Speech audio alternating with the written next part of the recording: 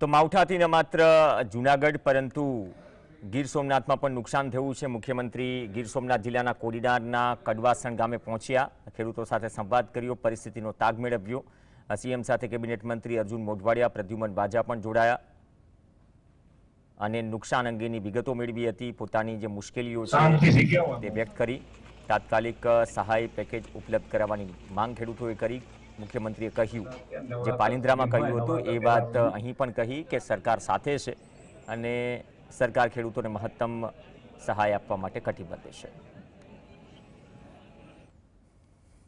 કોઈકને આમ બોલો, કોઈક આમ બોલો, એવું નહીં, બધા એક સરખું એક અવાજથી બધા સાથે અમારી બહાર નીકળીશું પાછા। ફરી પાછું તો આ સાયકલ છે પાછી કે આવું નથી રહેવાનું, ફરી પાછા।